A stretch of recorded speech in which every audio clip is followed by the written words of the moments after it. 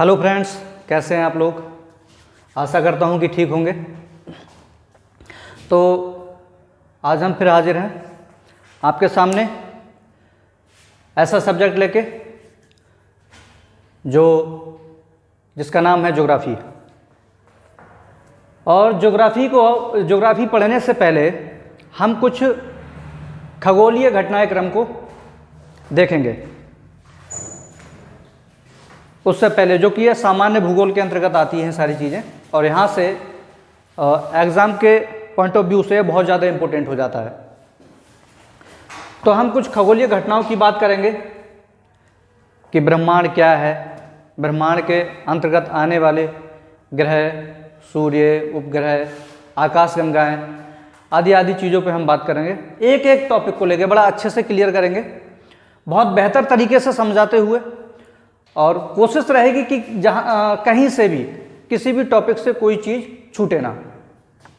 तो सबसे पहले मैं आपको एक खाका दे देता हूँ ब्रह्मांड का, उसके बाद हम एक एक टॉपिक पे फिर आएंगे अलग से। हम सबसे पहले दिमाग में किसी के अगर कुछ आया, ब्रह्मांड शब्द आया, तो इंग्लिश में उसको कॉस्मॉस बोल दिया है।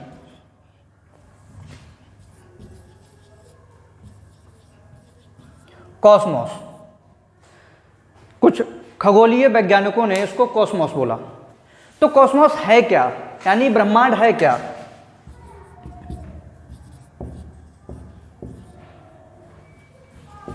ब्रह्मांड क्या है, तो मैं आपको सबसे पहले एक बहुत ही इजी तरीके से बता देता हूं, उसके बाद हम उसके अंतर्गत आने वाली सारी चीज़ों का देखते हैं, करते हैं अंतरिक्ष का भ्रमण, आखिर क्या है इस ब्रह्मांड में। जैसे हमने मान लिया कि ब्रह्मांड एक ऐसा नज़रिया है जिसको हम सीमित दृष्टिकोण से नहीं देख सकते। ब्रह्मांड के अंतर्गत लगभग 100 अरब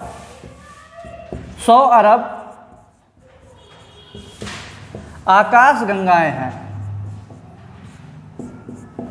100 अरब आकाशगंगाएं हैं ब्रह्मांड के अंतर्गत। और आकाशगंगा के अंतर्गत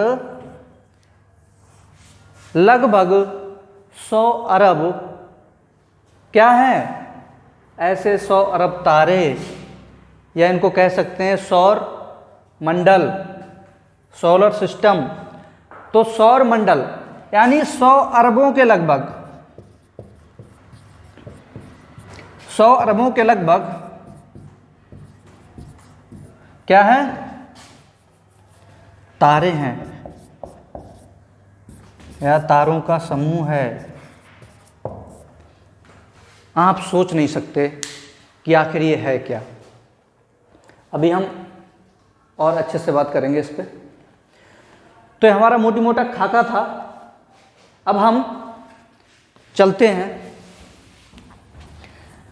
तैरते हैं, अंतरिक्ष की तरफ आगे बढ़ते हैं।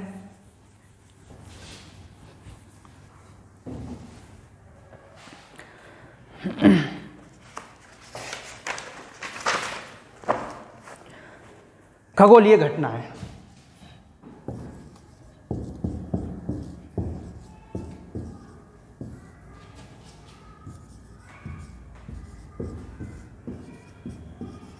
खगोलीय घटनाक्रम, यह है हमारा खगोलीय घटनाक्रम। खगोलीय घटनाक्रम में कुछ खगोलिक वैज्ञानिकों ने अपने अपने मत की अवधारणा दी, यानी अपनी अपनी अवधारणा दी। किसी ने कहा कि सूर्य ब्रह्मांड के केंद्र में है, और किसी ने कहा कि पृथ्वी ब्रह्मांड के केंद्र में है, और सब जितने भी आकाशीय पिंड हैं पृथ्वी के चक्कर लगा रहे हैं। तो यहाँ से प्रश्न के पॉइंट ऑफ व्यू से ऐसे पूछ लिया जाता है कि निम्नलिखित में से किसकी अवधारणा है, या ये अवधारणा किसने दी। तो नंबर 1 जो अवधारणा है वो क्लॉडियस टॉलमी की अवधारणा है। क्लॉडियस टॉलमी क्या कहते हैं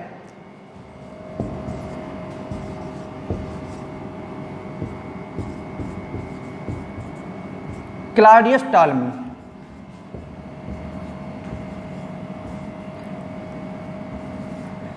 क्लॉडियस टालमी की जो अवधारणा है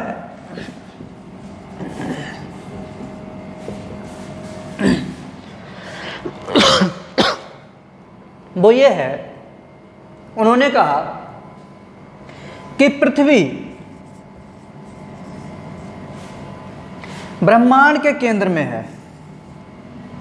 पृथ्वी जो है ब्रह्मांड के केंद्र में है और सभी आकाशीय पिंड पृथ्वी के चक्कर काट रहे हैं, पृथ्वी के चक्कर लगा रहे हैं, चाहे वो सूर्य हो, चाहे आकाश गंगाएं हो, चाहे ग्रह हो और अन्य, चाहे क्षुद्र ग्रह हो, वो सारे आकाशीय पिंड पृथ्वी के चक्कर काट रहे हैं। तो ये क्लॉडियस टालमी की अवधारणा है और इस अवधारणा को एक नाम दिया। इस अवधारणा का क्या नाम दिया? इस अवधारणा का नाम दिया जियोसेंट्रिक।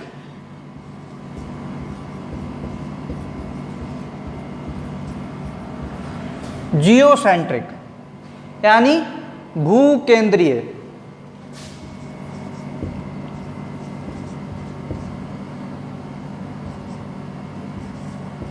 भूकेंद्रीय अवधारणा, भूकेंद्रीय अवधारणा। तो यहां से प्रश्न यह बनता है, दो तरह से प्रश्न यहां से पूछा जा सकता है। नंबर एक कि क्लॉडियस टालमी की अवधारणा निम्नलिखित में से है, ये ए बी सी, उसमें से एक ये भी होगी जियोसेंट्रिक या भूकेंद्रीय अवधारणा। दूसरा ऐसा करके इसमें प्रश्न पूछा जा सकता है कि जियोसेंट्रिक अवधारणा निम्नलिखित में से किस खगोलीय वैज्ञानिक की है, तो ऐसे पूछ लेगा। तीसरा क्वेश्चन एक और ऐसे बनता है कि क्लॉडियस टालमी ने निम्नलिखित में से किसको ब्रह्मांड के केंद्र में माना, यानी किसको ब्रह्मांड के केंद्र में माना। तो हमारा तीसरा क्वेश्चन, ये तीन क्वेश्चन यहां से बनके इस तरह से तैयार हो जाते हैं। यहां से और इससे ज्यादा कुछ पूछ ही नहीं सकता। ठीक, सबसे पहले अब हम, ये पहली थी क्लॉडियस टालमी। अब दूसरी अवधारणा की बात करते हैं।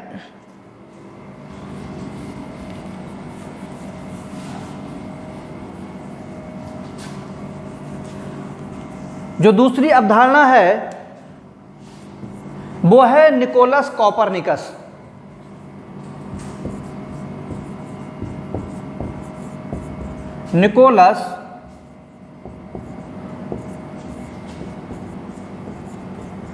Nicholas Copernicus. तो निकोलस कॉपरनिकस की अवधारणा क्या है?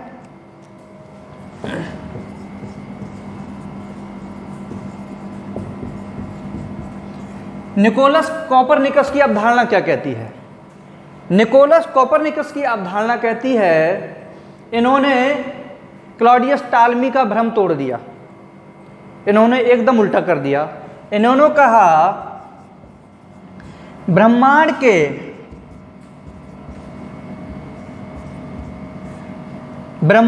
केंद्र में, ब्रह्मांड के केंद्र में सूर्य है। ब्रह्मांड के केंद्र में कौन है? सूर्य है। और इस अवधारणा का नाम दिया हेलियोसेंट्रिक। क्या नाम दिया?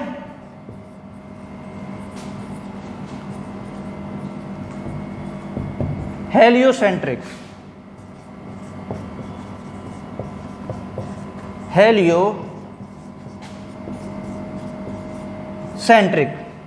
हेलियोसेंट्रिक अवधारणा।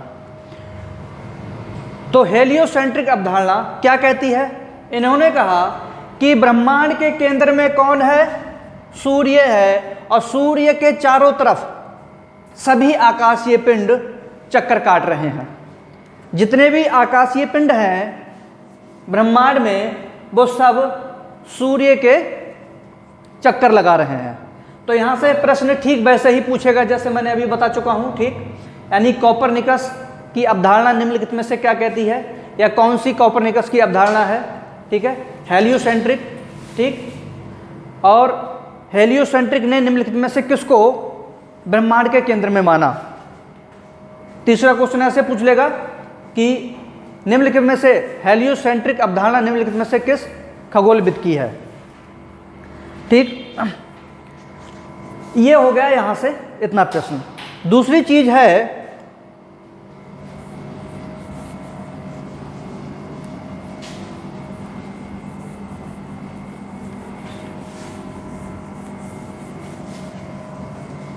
विलियम हर्शेल 1805 में एक खगोलविद आए और 1805 में उन्होंने कहा कि सूर्य, कौन? विलियम हर्शेल, विलियम हर्शेल, इन्होंने दूरबीन की सहायता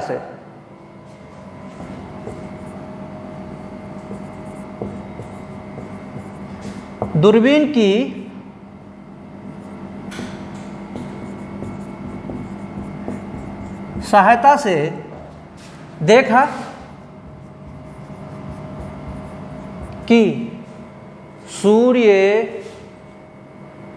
सौर मंडल का क्या है? मात्र एक अंश है। क्या है? एक अंश है। कि सौर मंडल, क्यों सर, इसको देख लो, इसको क्विट कर दो यहाँ पे, थोड़ा और देखो। एक माइनर एक मिस्टेक थी जो मैंने अभी कहा कि विलियम हर्शेल ने दूरबीन की सहायता से अंतरिक्ष में देखा कि जो हमारा सौर मंडल है, अभी मैंने सौर मंडल की जगह सूर्य बोल दिया था, सौर मंडल है, वो सौर मंडल हमारे आकाश गंगा का एक मात्र अंश है। जो सौर मंडल है, आकाश गंगा का क्या है? एक अंश है, एक अंश है। आप अंदाजा नहीं लगा सकते, हमारा सौर मंडल आकाश गंगा का एक अंश है। इसका मतलब एक आकाश गंगा में कितने अरबों खरबों ऐसे सौर मंडल हैं? कितने अरबों खरबों यानी सौर मंडल है। अंदाज़ा तो लगभग में ये लगाया जाता कि 100 अरब ऐसे सौर मंडल हैं आकाशगंगा के अंतर्गत। और ये एकाश बहुत बहुत बड़ी आकाशगंगाएँ पड़ी हैं, तो उस आकाशगंगा में न जाने कितने और ऐसे सौर मंडल होंगे। यानी हमारी जो आकाशगंगा है मंदाकिनी, उसमें मात्र एक ये हमारा सोलर सिस्टम है, हमारा सौर मंडल है। और ये इस जो हमारा सूर्य है उसको छोटा यानी युवा तारा माना जाता है, बहुत युवा तारा है ये। ठीक है, इसकी जो उम्र है बहुत ही कई हजार करोड़ वर्ष है। अब आप समझ सकते हैं कि ये युवा तारा है, छोटा तारा है, और हमारी ही मंदाकिनी आकाशगंगा में अब आप अंदाज़ा लगा सकते हैं कि इससे बड़े बड़े हजारों गुना बड़े सूर्य हैं मंदाकिनी में ही। तो इन्होंने इस चीज़ को थोड़ा क्लियर किया।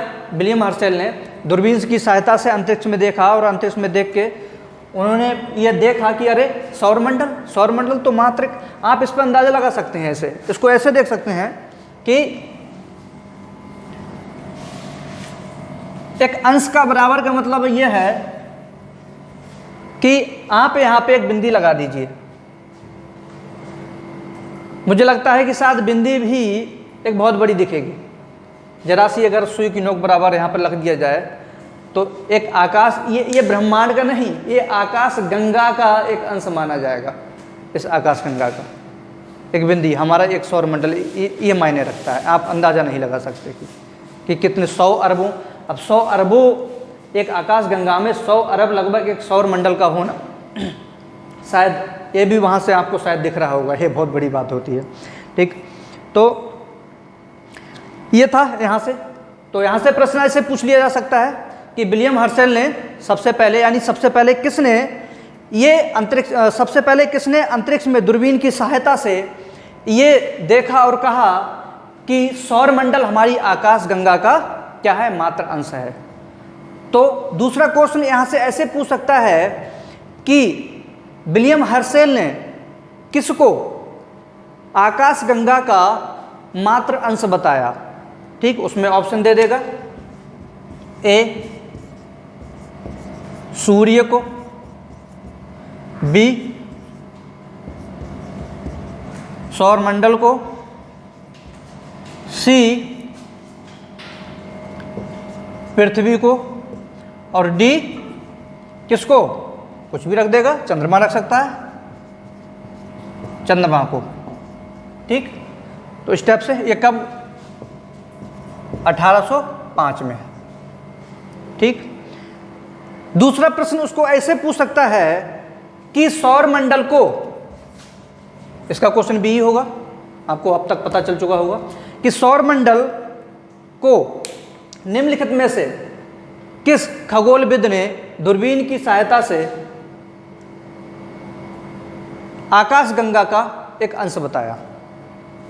तो यहां से क्वेश्चन हम इसी तरह से, मैं आपको जो भी टॉपिक पढ़ाऊंगा उस चीज़ से मैं ये अवगत कराता चलूँगा कि यहाँ से प्रश्न कितने बन सकते हैं और कितनी मात्रा में बन सकते हैं और कैसे बन सकते हैं और कैसे एग्जामिनर पूछ सकता है। ये सारी चीज़ों को लेकर हम डिस्कस करते चलेंगे अच्छे से। आपको ऐसा बिल्कुल नहीं लगेगा कि यहाँ से प्रश्न हमें पढ़ाया क्यों जा रहा है ये, और पढ़ाया जा रहा है तो यहाँ से प्रश्न कैसे पूछ लेगा, किस टाइप से पूछ सकता है। तो सबसे पहली चीज़ दिमाग में हम ये बिल्कुल हम समझ सकते हैं कि कुछ बच्चे एकदम नए होते हैं तो वो इस चीज़ को नहीं समझ पाते कि इससे प्रश्न कैसे और कहाँ से पूछा जा सकता है। तो वो सारी चीज़ों को हम अच्छे से एनालिसिस करते हुए चलेंगे। अब कुछ चीज़ें आती हैं ब्रह्मांड की उत्पत्ति से संबंधित सिद्धांत। ठीक,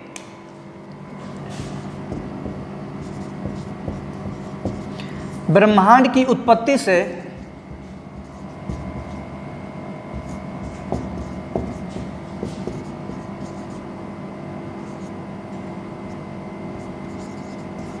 संबंधित सिद्धांत,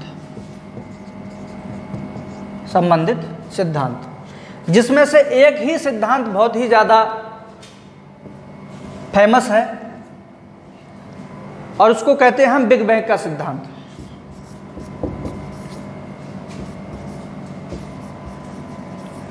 बिग बैंग का सिद्धांत। बिग बैंग जो सिद्धांत है वो क्या कहता है, वो ये कहता है, और हाँ सबसे पहली चीज़ ये है कि ये दिया किसने बिग बैंग सिद्धांत, तो जॉर्ज लेमेंटर ने ये सिद्धांत दिया। किसने दिया, जॉर्ज लेमेंटर। जॉर्ज लेमेंटर ने ये सिद्धांत दिया। सबसे पहला सामान्य प्रश्न यही बनता है कि बिग बैंग का सिद्धांत किसने दिया, तो जॉर्ज लेमेंटर ने ये सिद्धांत दिया, बिग बैंग का सिद्धांत। इन्होंने कहा कि ब्रह्मांड अत्यधिक ताप और सघन होने के कारण, अत्यधिक ताप और सघन होने के कारण ये एक पिंड था, आकाशीय पिंड था, और उस पिंड को कहा जाता था सिंगुलैरिटी।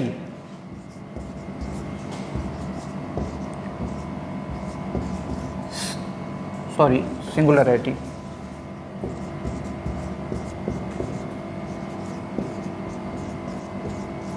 सिंगुलैरिटी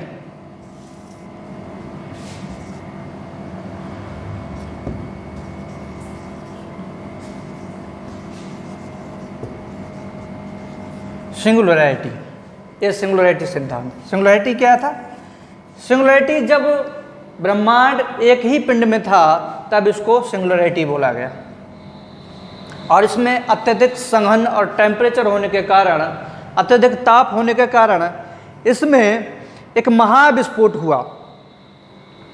एक महाविस्फोट हुआ, क्या हुआ इसमें, जब इसमें टेम्परेचर इतना ज़्यादा बढ़ गया और इतना ज़्यादा सघन हो गया, द्रव्यमान बहुत ज़्यादा हाई हो गया, तो उसमें क्या हुआ कि इसमें एक विस्फोट हुआ, बहुत ज़्यादा विस्फोट हुआ, और उसी विस्फोट से बहुत सारे तारों का, आकाश गंगाओं का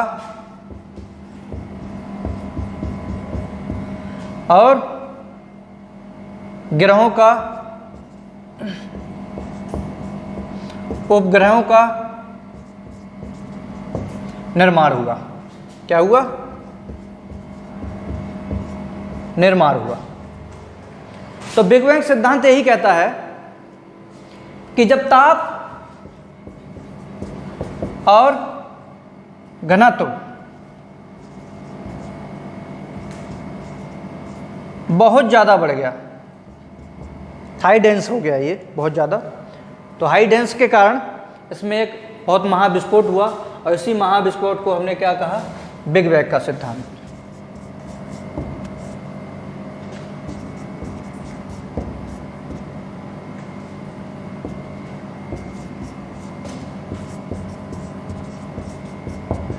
बिग बैंग का सिद्धांत। तो यहाँ से बात प्रश्न की आती है, प्रश्न कैसे बन सकते हैं? तो सबसे पहली चीज़ तो ये है कि बिग बैंग का सिद्धांत किसने दिया? ठीक, तो ये बहुत ज़रूरी है। जॉर्ज लेमेंतर द्वारा ये सिद्धांत दिया गया और विस्फोट होने से पहले इसको क्या कहा जाता था? सिंगुलैरिटी। सिंगुलैरिटी सिंगुलैरिटी सिद्धांत कहा गया, मतलब सिद्धांत नहीं कह सकते, सिंगुलैरिटी कहा जाता था, इसका नाम था। तो सिंगुलैरिटी कहा गया इसको। अब आपके दिमाग में आ रहा होगा ठीक है, तो सब ठीक है, अब गंगा, आकाश गंगा की बात चल रही है, तो ठीक है, एक एक टॉपिक करके आते हैं। अब हम देखते हैं आकाश गंगा क्या है। ये तो कुछ सिद्धांत है ऐसे जो कि सामान्य रूप से पूछ लिए जाते हैं परीक्षा में, कि जैसे इसको क्या कहा गया, ये किसने कहा, ये सिद्धांत, ये अवधारणा किसकी है, जैसे हमने अभी डिस्कस किया इस चीज़ को लेके। अब हम आकाश गंगा की बात करते हैं।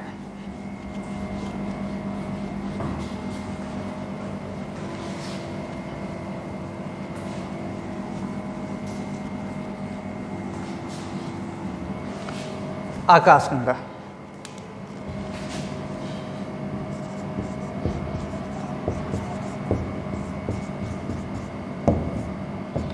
आकाश गंगा क्या है? तो आकाश गंगाएं क्या है? ब्रह्मांड में हम पहले बता भी चुके हैं, पहले मैं दोबारा से आपको बताना चाहूँगा। ब्रह्मांड में लगभग 100 अरब, लगभग 100 अरब आकाश गंगा हैं। कितनी? लगभग 100 अरब आकाश गंगाएं हैं ब्रह्मांड में। तो ब्रह्मांड में लगभग 100 अरब आकाश गंगाओं का क्या है? समूह है। और आकाश गंगा असंख्य तारों का समूह है। और आकाश गंगा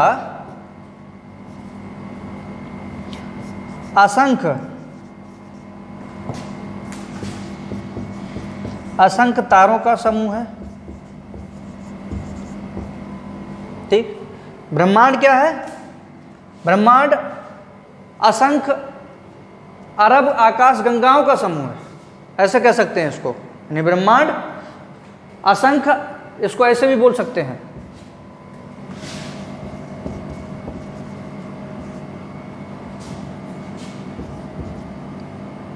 यहाँ नहीं, इसको यहाँ लिखना अच्छा रहेगा।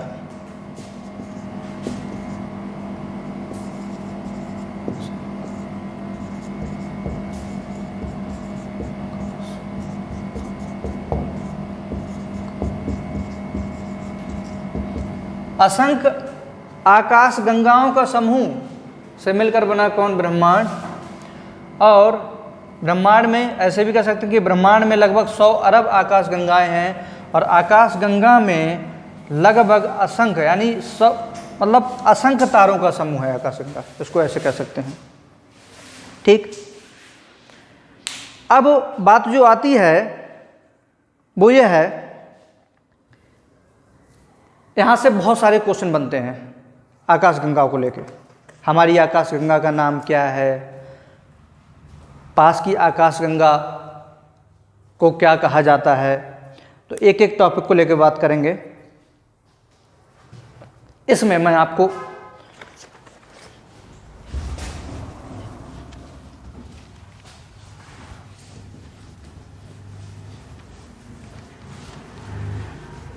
बहुत ही साधारण तरीके से समझते हुए चलेंगे।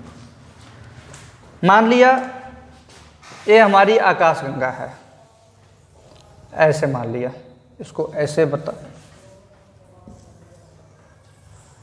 ये आकाशगंगा है, ये आकाशगंगा है और इसमें असंख्य तारे हैं। इसमें जो प्रश्न पूछा जाता है वो ये पूछा जाता है कि आकाशगंगा के केंद्र को क्या कहा जाता है। सबसे पहली चीज उसका क्या नाम है। तो आकाशगंगा के केंद्र में असंख्य तारों का समूह है जिसको हम बल्ज कहते हैं। क्या कहते हैं? बल्ज।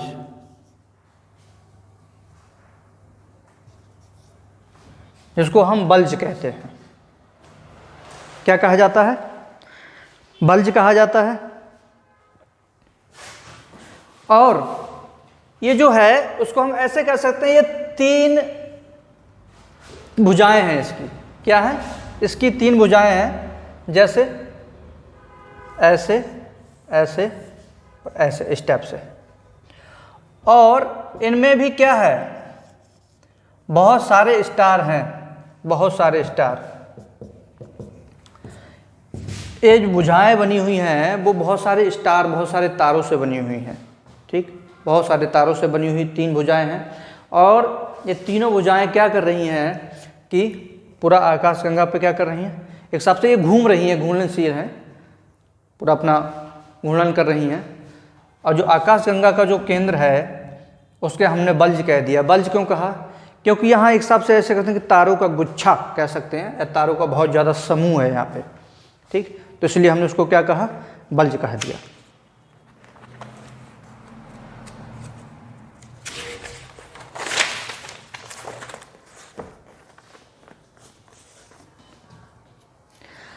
अब बात आती है हमारी आकाशगंगा की।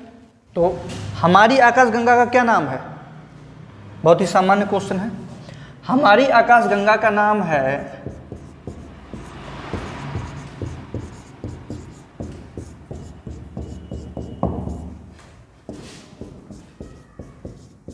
मंदाकिनी। क्या नाम है? मंदाकिनी। हमारी आकाशगंगा का जो नाम है वो है मंदाकिनी। मंदाकिनी कहा जाता है। एक बात मैं आपको और बता दूं कि कुछ लोग इसको मिल्की वे, दूसरा नाम इसको मिल्की वे कहते हैं। तो मिल्की वे कुछ नहीं है एक्चुअली। मिल्की वे हमारे आकाशगंगा का नाम नहीं है। मिल्की वे क्या है मैं आपको बता दूं। मिल्की वे रातों में चमकता हुआ तारों का समूह है, लेकिन वो है हमारी आकाशगंगा का भाग ही। हमारी आकाशगंगा का भाग ही है मिल्की वे, यानी मंदाकिनी सीधे से लिख सकते हैं इसको सही से। मंदाकिनी का ही भाग है। और क्या है? रात में चमकता हुआ तारों का समूह है। क्या है? तारों का समूह है। लेकिन हमारी आकाशगंगा जो नाम है वो मंदाकिनी ही है। ठीक, मिल्की वे क्या है? रात में चमकता हुआ तारों का समूह है मिल्की वे। ठीक, तो इस चीज से बहुत अलर्ट रहिएगा। ओरियन नेबुला, एक ओरियन नेबुला पूछ लेता है। ये भी क्या है? इसको मिटा देते हैं। आप इसको नोट करते चलिएगा ध्यान से बहुत। यहां से मैं बताऊंगा कि प्रश्न कैसे, अभी हम इस पर डिस्कस करेंगे प्रश्न कैसे बनते हैं। सीधी बात, तो प्रश्न यहाँ से ऐसे ही बन जाएगा अभी कि बल्ज क्या है, बल्ज किसको कहते हैं। अभी हमने बल्ज पे काम किया, ठीक है ना। बल्ज क्या है, ऑप्शन में दे देगा, तारों का समूह है, तारे का नाम है, ग्रह का नाम है या उपग्रह का नाम है। ठीक, सबसे पहली चीज़ तो ये कह देगा कि बल्ज क्या है। ठीक, और ये क्या कहते हैं, मिल्की वे, मिल्की वे से पूछ लेगा कि मिल्की वे क्या है। तो मिल्की वे रात में चमकता हुआ तारे का समूह है, मिल्की वे। ठीक, तो इस चीज़ को ध्यान में रखेंगे। अब दूसरी चीज़,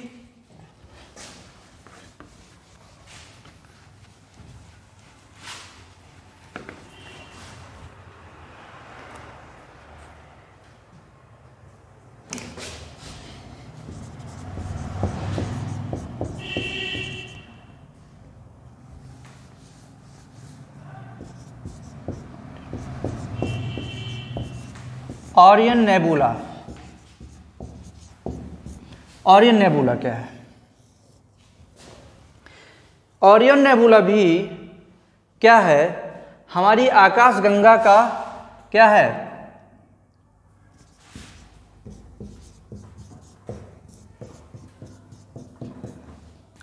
आकाशगंगा का चमकता हुआ, बहुत शीतल, इसको ऐसे लिख सकते हैं, शीतल प्लस चमकता हुआ तारों का समूह है, तारों का समूह है। तो ये ऑरियन नेबुला यहां से पूछ लेता है निम्नलिखित में से ऑरियन नेबुला क्या है। ठीक, कैसा है? तो ऑरियन नेबुला आकाशगंगा का ही शीतल और चमकता हुआ तारों का समूह है। ठीक, बहुत चमकता है ये। एक छोटा सा शब्द और है,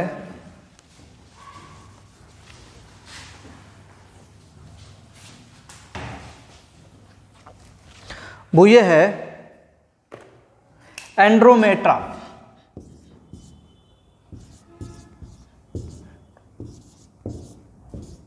एंड्रोमेटा,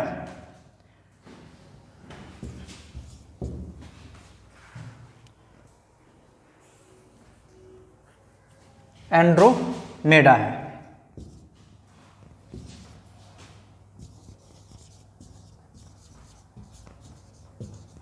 एंड्रोमेडा, एंड्रोमेडा क्या है? एंड्रोमेडा मंदाकिनी की सबसे करीब यानी पास वाली ही एक आकाशगंगा है। मंदाकिनी यानी हमारी आकाशगंगा का ही नाम मंदाकिनी है। मंदाकिनी के सबसे करीबी सही रहेगा, सबसे करीबी, सबसे करीबी एक आकाशगंगा है।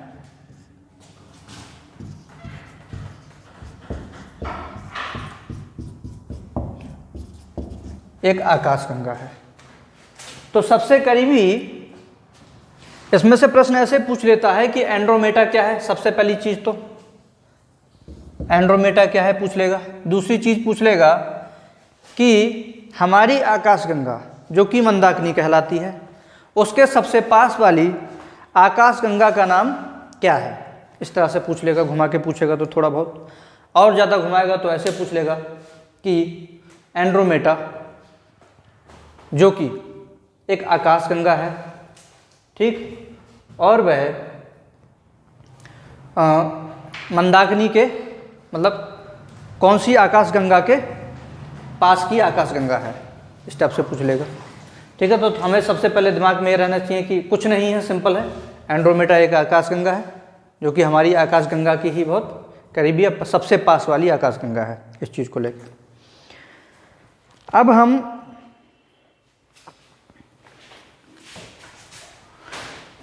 एक शब्द और है, उसको भी आपको अवगत करा देते हैं।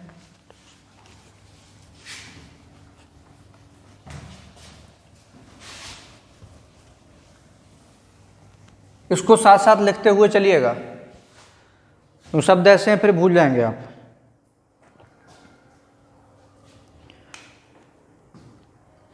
प्रोक्सिमा सेंचुरी,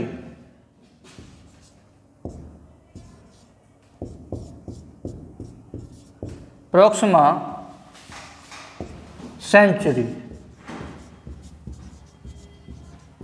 सेंचुरी, ठीक। प्रोक्सिमा सेंचुरी क्या है? प्रोक्सिमा सेंचुरी कुछ नहीं है, ये सूर्य का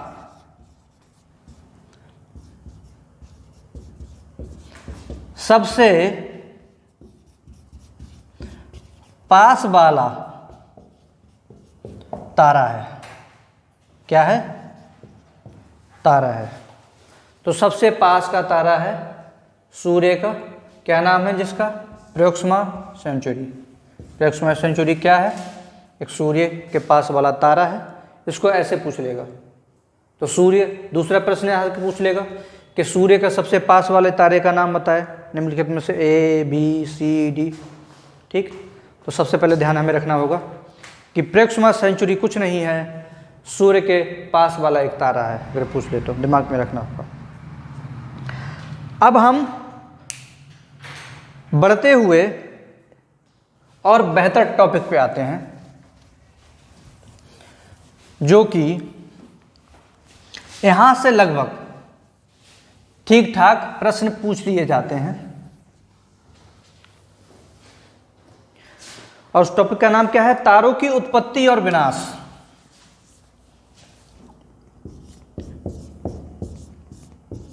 तारों की उत्पत्ति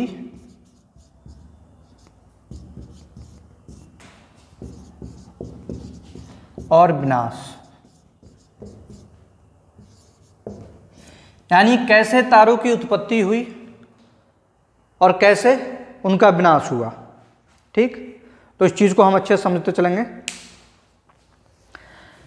तो तारों की उत्पत्ति और विनाश, सबसे पहले हम उत्पत्ति पे बात कर लेते हैं, विनाश पे भी आएंगे फिर। अभी पहले उत्पत्ति होगी किसी चीज की तभी तो विनाश होगा, तो हम उत्पत्ति पे बात करते हैं, ठीक। इसको ध्यान से सुनिएगा। सबसे पहले आकाश गंगाएं हैं। पता है कि ब्रह्मांड में हर चीज क्या है? घूर्णन कर रही है एक दूसरे का। आकाश गंगा भी जो हमारी, मतलब हमारी तो नहीं कह सकते, मतलब जो भी जितनी भी आकाश गंगाएं हैं सबको मान लीजिए, क्योंकि यहाँ ब्रह्मांड की बात हो रही है, अपने सौरमंडल की बात नहीं हो रही है, या अपनी ही सिर्फ आकाश गंगा की बात नहीं हो रही है। तो ब्रह्मांड में क्या है? हर चीज चलायमान है। सूर्य भी चक्कर काट रहा है, किसके? आकाश गंगा के।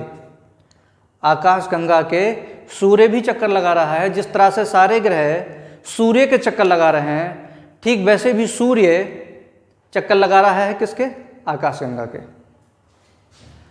अब आकाश गंगाओं के घूर्णन के कारण, आकाश गंगाओं के घूर्णन के कारण और परस्पर मतलब इसको कह सकते हैं कि परस्पर आकर्षण, यानी गुरुत्वाकर्षण के कारण,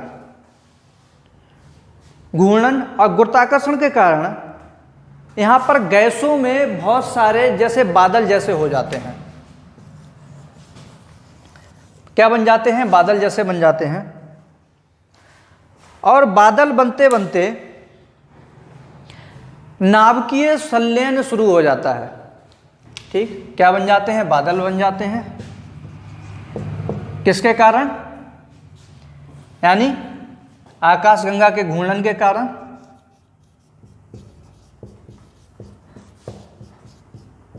आकाशगंगा के घूर्णन के कारण और किसके कारण? और गुरुत्वाकर्षण के कारण।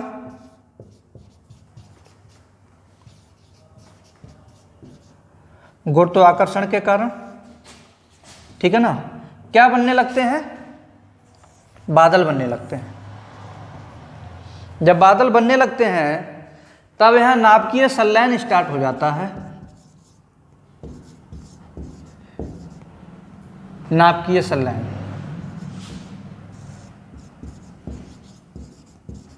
नाभिकीय संलयन जब स्टार्ट होता है तो नाभिकीय संलयन में होता क्या है फिर, और जब नाभिकीय संलयन शुरू हो जाता है तो यहाँ पर दो गैसें बहुत ज़्यादा मात्रा में पाई जाती हैं। नंबर एक हाइड्रोजन और हीलियम। ध्यान से समझते हुए चलेंगे इसको, यहाँ से बहुत ज़्यादा प्रश्न पूछने के चांसेस रहते हैं। तो यहाँ पे हाइड्रोजन काय में बदलने लगती है, हीलियम में बदलने लगती है। हाइड्रोजन हीलियम में बदलने लगती है।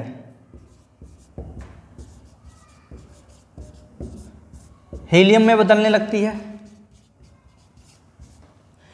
जब हाइड्रोजन हीलियम में बदलने लगती है तो धीरे धीरे होता क्या है कि जब नाभिकीय संलयन उधर स्टार्ट हुआ, जब नाभिकीय संलयन उधर स्टार्ट हो गया तो समझो ये तारा बनना स्टार्ट हो गया। यहाँ पर इस चीज़ को ध्यान रखिए, थोड़ा मिस हुआ यहाँ कि नाभिकीय संलयन जैसे स्टार्ट हुआ और जब नाभिकीय संलयन प्रारंभ हो गया तब नाभिकीय संलयन की प्रक्रिया में अब होता क्या है कि हाइड्रोजन हीलियम में बनना स्टार्ट हो गया और यहाँ तारे का निर्माण होने लगा। अब तारे का निर्माण होने लगा, अब और आगे बात आती है तो हम इसको सपोज मान लेते हैं तारा। तो केंद्र में होता क्या है, उस टाइम कि हाइड्रोजन हीलियम में बदल रहा है और ये प्रक्रिया बाहर भी हो रही है। हाइड्रोजन काय में बदल रहा है, हीलियम में बदल रहा है। जब हाइड्रोजन हीलियम में बदल रहा है तो धीरे धीरे होता क्या है कि केंद्र का हाइड्रोजन समाप्त हो जाता है। क्या हो जाता है, केंद्र का हाइड्रोजन जब समाप्त हो जाता है तो फिर उसमें होता क्या है, यहाँ सिर्फ हीलियम रह गया। अब इसका रंग और ये प्रक्रिया बाहर चल रही है, यहाँ क्या हुआ, यहाँ समाप्त हो गया। यानी केंद्र में हाइड्रोजन समाप्त हो गया और बाह्य परत पर क्या हो गया, ये जारी रहा। तो अब ये जारी रहता है, फिर ये ठंडा होता है और जब ये ठंडा होगा, ठंडा होकर ये कैसा लाल दिखाई पड़ने लगता है। कैसा दिखाई पड़ने लगता है, लाल दिखाई पड़ने लगता है। और ये जब लाल दिखता है तो फ्रेंड्स इसी को हम कहते हैं लाल दानव या रक्त दानव। रक्त दानव, इसी को हम क्या कहते हैं, रक्त दानव कहते हैं। यही है रक्त दानव और कुछ नहीं है। पूछ लेता है कि रक्त दानव किसे कहा जाता है या रेड जॉइंट किसे कहते हैं, या क्या चीज, रेड जॉइंट। रेड जॉइंट क्या होता है, तो रेड जॉइंट या रक्त दानव क्या होता है, वो यही होता है कि हाइड्रोजन केंद्र में तो खत्म हो जाता है लेकिन बाह्य परत पे चलता रहता है, बाहरी साइड में चलता रहता है। तो ये क्या हो जाता है, और जब ठंडा होता है, ठंडा होकर ये लाल दिखाई देता है, इसको रक्त दानव कहते हैं। और मजे की बात अब और है, वो क्या है,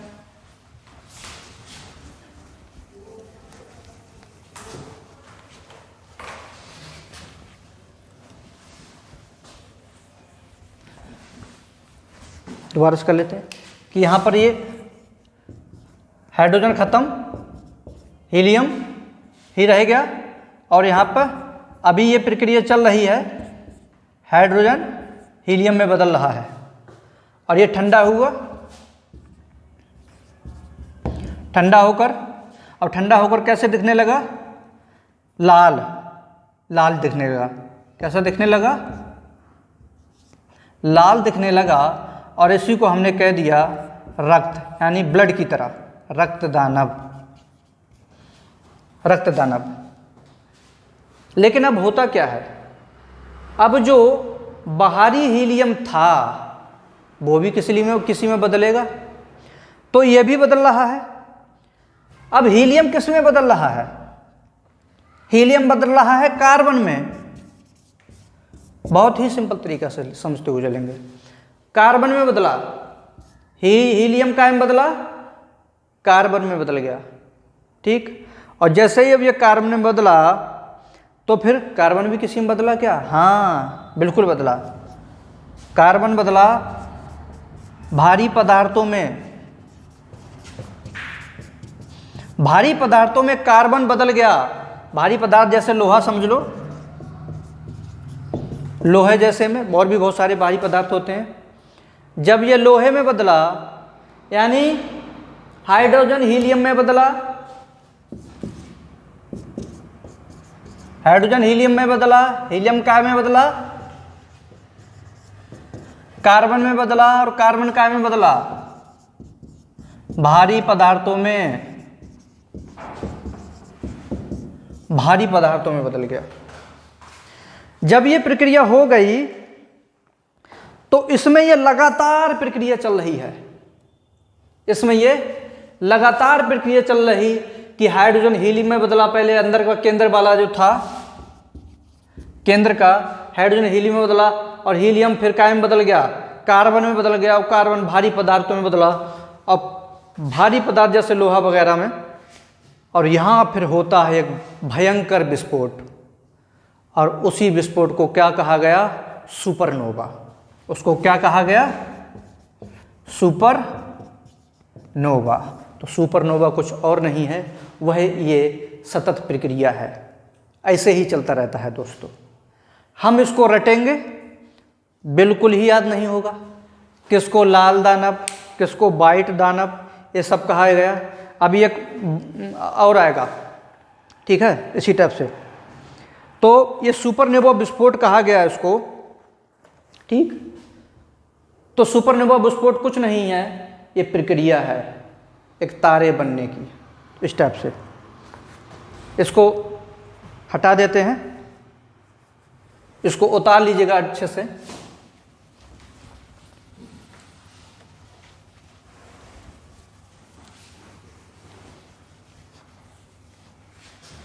आशा करता हूं कि शायद समझ में आ रहा होगा आप लोगों के,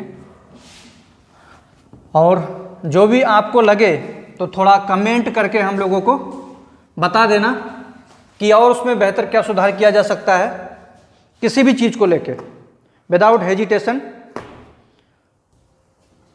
और आप कह सकते हैं इसको बिल्कुल कमेंट में, हमारे कमेंट द्वारा आप बता सकते हैं, और इसमें जो भी है राइटिंग को लेके या कुछ भी लेके।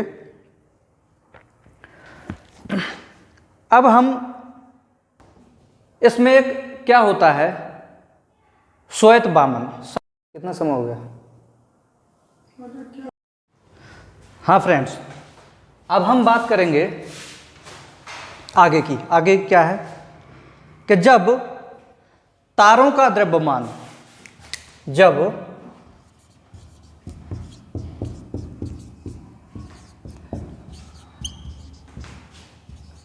द्रव्यमान जब तारों का द्रव्यमान 1.4 ms से कम हो जाता है,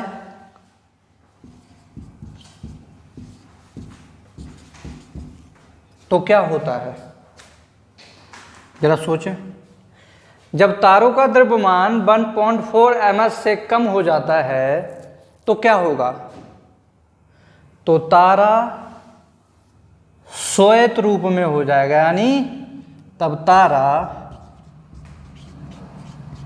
क्या कहलाएगा? श्वेत बामन कहलाएगा। श्वेत बामन दोस्तों कुछ नहीं है, बस यही है।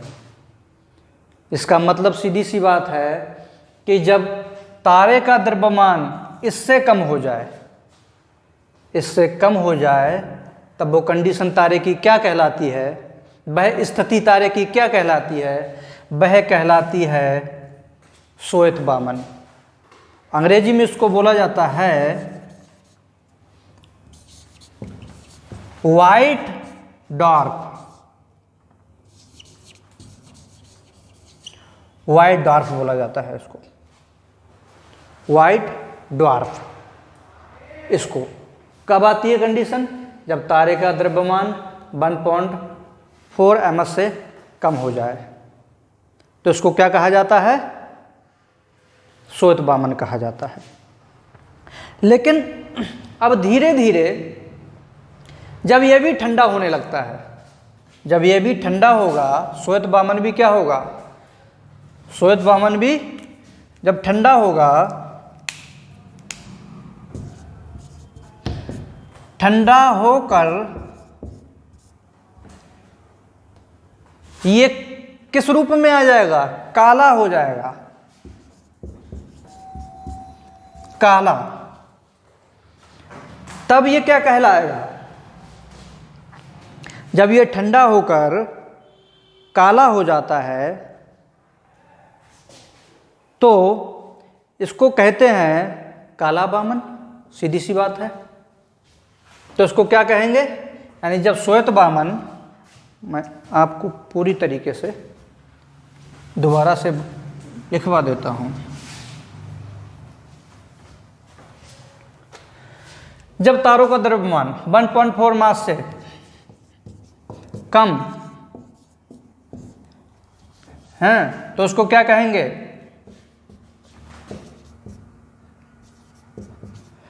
श्वेत वामन, यानी व्हाइट डार्क।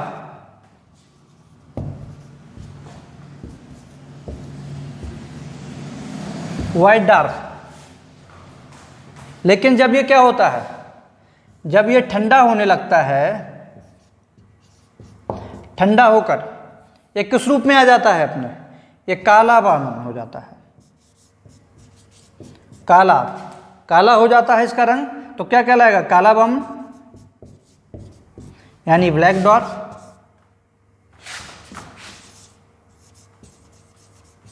ब्लैक डॉर्फ,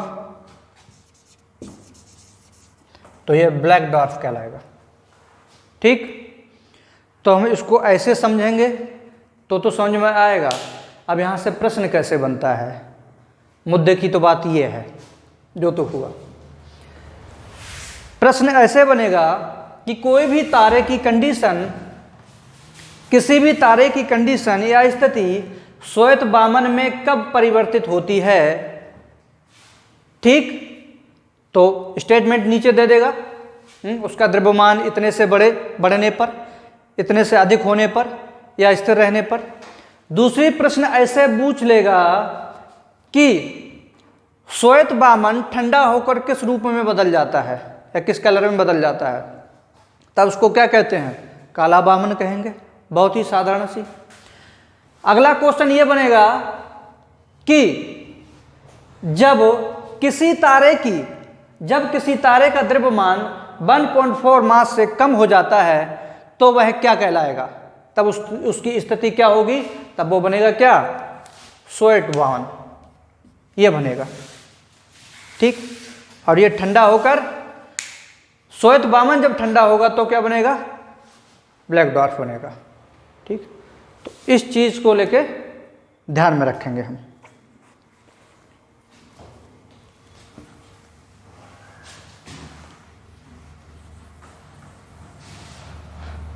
आशा करता हूं कि आप लोगों को समझ में आ रहा होगा, क्योंकि यहाँ पे पूरा जोश और खरोश के साथ चीज़ों को समझाया जा रहा है। लगातार हमारी मेहनत यही रहेगी कि चीज़ों को और सरल तरीके से बना के, कठिन से कठिन चीज़ों को सरल बना के हम कैसे आप तक वहाँ तक पहुँचाएँ। ठीक, अब एक और घटना होती है जो हमने इस चीज़ को लिखा था 1.4 ms। तो ये हमारे भारतीय एक खगोल वैज्ञानिक थे, चंद्रशेखर। ये चीज़ जो निकल के आई, इसकी जो खोज की वो चंद्रशेखर ने की।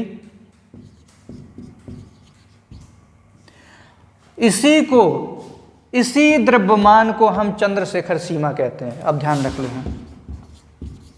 बहुत ज़्यादा पूछा जाने वाला सवाल है ये कि चंद्रशेखर सीमा क्या होती है।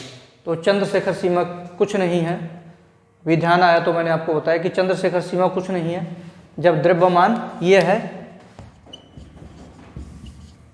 इतना है, तो वह क्या कहलाएगी? चंद्रशेखर सीमा कहलाएगी। और द्रव्यमान इससे कम है तो आपने अभी देखा ही कि कैसे हमने श्वेत वामन और श्वेत वामन से फिर क्या हुआ? काला वामन पड़ा। अब ये तो बात समझ में आ गई कि कम हुआ श्वेत वामन कहलाया, ठंडा होकर ब्लैक वामन कहलाया। लेकिन अगर इससे अधिक हो जाए तो क्या कंडीशन होगी? तो वो भी है, जब इस सीमा से यानी चंद्रशेखर सीमा से, या ये कह सकते हैं जब द्रव्यमान इतने से, किसी तारे का द्रव्यमान 1.4 मास से अधिक हो जाए तो क्या होता है, वो भी देखते हैं। अधिक होने पर किसी भी तारे का जब द्रव्यमान इससे अधिक हो जाता है तो उसमें होता क्या है कि वेग भी बहुत ज़्यादा बढ़ जाता है। और जब वेग बढ़ता है तो इसके नाभिक में, बीच में नाभिक होता है, पता है आपको? नाभिक में और इनका वेग इतनी तेज गति से बढ़ जाता है जब इसका द्रव्यमान इतने से अधिक हो जाता है तो, और इलेक्ट्रॉन बाहर निकल के भागने लगते हैं। और जब बाहर निकल के भागने लगते हैं तो यहां पर सिर्फ न्यूट्रॉन रह जाते हैं। क्या रह जाते हैं? न्यूट्रॉन रह जाते हैं। और जब इसमें न्यूट्रॉन रह जाते हैं यानी निकल के बाहर क्या भागा? इलेक्ट्रॉन बाहर आ गया, इलेक्ट्रॉन बाहर निकल के आ गया, और यहाँ पर सिर्फ और सिर्फ क्या रह गए? न्यूट्रॉन रह गए। तब ये तारा क्या कहलाएगा? तब ये न्यूट्रॉन तारा कहलाएगा। क्या कहलाएगा? ये न्यूट्रॉन तारा कहलाएगा। ठीक, ये ध्यान रखना है। और उसका दूसरा भी नाम है, तब ये क्या कहलाएगा? न्यूट्रॉन। ठीक, न्यूट्रॉन या पल्सर, न्यूट्रॉन या पल्सर। ठीक, तो यहां प्रश्न क्या बना? प्रश्न तो बनेंगे ही, अच्छे खासे प्रश्न बने। जब नाभिक में, सबसे पहला प्रश्न कि जब नाभिक में जब किसी तारे का द्रव्यमान 1.4 मास से अधिक हुआ, ठीक, तब वह क्या कहलाएगा और उसकी स्थिति क्या होगी? तो वह न्यूट्रॉन तारा कहलाएगा। ठीक, और दूसरी बात क्या होगी? जब द्रव्यमान इतने से ज़्यादा बढ़ेगा तो तारे के नाभिक में से क्या निकलेगा? इलेक्ट्रॉन कि न्यूट्रॉन? तो न्यूट्रॉन अंदर रहेगा और इलेक्ट्रॉन बाहर निकलेगा। ठीक, सबसे पहली चीज। और 1.4 ms क्या है? तो चंद्रशेखर सीमा है। सब चंद्रशेखर सीमा कितने द्रव्यमान को कहा जाता है? तो 1.4 ms को चंद्रशेखर सीमा कहा जाता है। ठीक, दूसरा नाम पल्सर। पल्सर क्या है अगर बाय द वे पूछ ले तो पल्सर कुछ नहीं है, न्यूट्रॉन का ही एक पर्याय नाम है, एक पर्याय है उसका। ठीक, अब इससे भी ज़्यादा महत्वपूर्ण बात आती है, वो ये है न्यूट्रॉन तारा भी अब होता क्या है? इसके अंदर जब न्यूट्रॉन रह जाता है तो मैं आपको बताऊं, बहुत मज़े की बात तो अब आने वाली है। हम चीज़ों को जोड़ के पढ़ेंगे, हमें रटना नहीं है। किसी चीज़ का निर्माण हुआ तो हुआ कैसे? हमें एकदम फैक्ट में नहीं जाना है, फैक्ट हमें खुद पैदा करना है, प्रश्न को हमें खुद बनाना है कि यहाँ से प्रश्न कैसे बनेगा। बस ध्यान यहाँ पे देना है। जब न्यूट्रॉन अंदर रह गया, इलेक्ट्रॉन क्या हुआ? बाहर आ गया। अब यहां भी न्यूट्रॉन क्या होता है? बहुत ज्यादा डेंस होने लगता है। न्यूट्रॉन भी क्या होने लगता है? सिकुड़ने लगता है। बहुत ज्यादा क्या होने लगता है? सिकुड़ने लगता है। जब ये सिकुड़ने लगता है तब क्या कंडीशन होगी? जब ये सिकुड़ेगा तो क्या होगा? और एक बिंदु पर आके ये कितना सिकुड़ जाता है, इसका इतना डेंस हो जाता है, एक बिंदु पे आकर ऐसे कह सकते हैं कि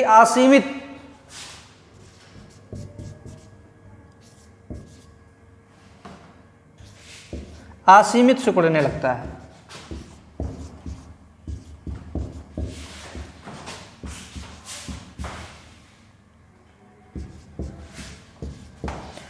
असीमित सिकुड़ने लगता है। और जब ये असीमित सिकुड़ेगा तो यहीं से होता है एक और चीज का निर्माण। वो क्या होगा? वो होगा ब्लैक होल।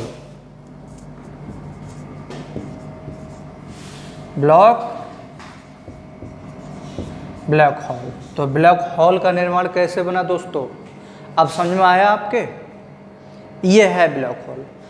और ये ब्लैक होल इतना डेंस हो जाता है कि यहाँ से अब समझो कि प्रकाश भी पलायन नहीं कर पाता। प्रकाश भी पलायन नहीं हो पाता। तो जब प्रकाश ही पलायन नहीं होगा, चाहे वो कितना भी भारी प्रकाश क्यों ना हो, कितना भी हैवी प्रकाश क्यों ना हो, वह जब इसमें आता है और जब समा जाता है तो वहाँ से प्रकाश परिवर्तित नहीं होता है। और जब परिवर्तन नहीं होगा तो कोई भी चीज़ दिखेगी नहीं।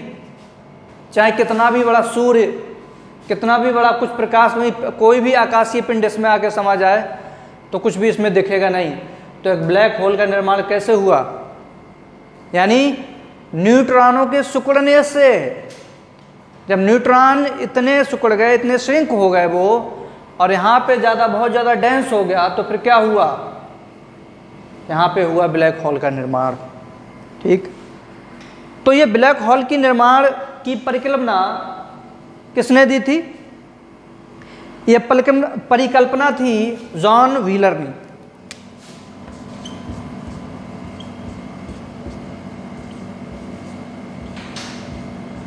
जॉन व्हीलर की परिकल्पना थी।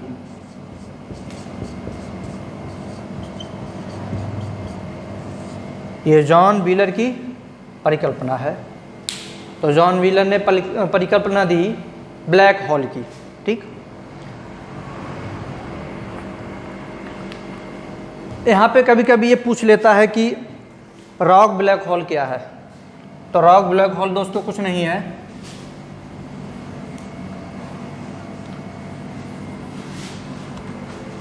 रॉक ब्लैक होल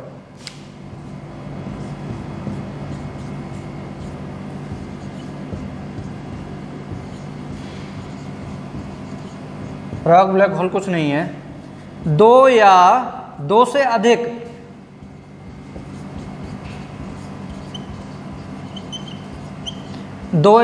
अधिक ब्लैक होल के समूह को, यानी उनके मिलने को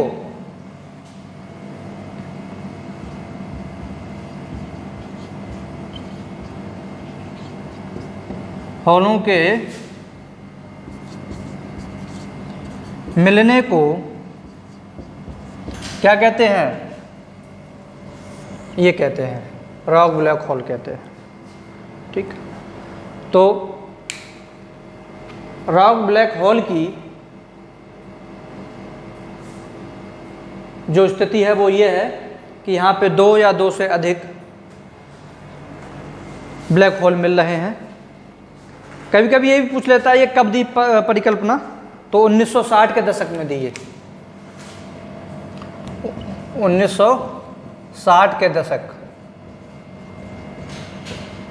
ठीक। जॉन व्हीलर ने ये जो स्टेटमेंट दिया वो 1960 के दशक में दी थी। ठीक। ठीक है दोस्तों, अगली क्लास में अब हम कुछ और घटनाएं रह गई हैं, उन पे हम अच्छे से कवर करेंगे। ठीक। बहुत सारी चीज़ें हैं, अभी ग्रह हैं, उपग्रह हैं, इन चीज़ों पे हम अच्छे से कवर करेंगे एक एक चीज़ को लेके। और विद प्रश्नों के साथ, प्रश्नों की चर्चा करते हुए कि कहाँ से कैसे कोई प्रश्न बन सकता है। तो ठीक है, थैंक यू, धन्यवाद।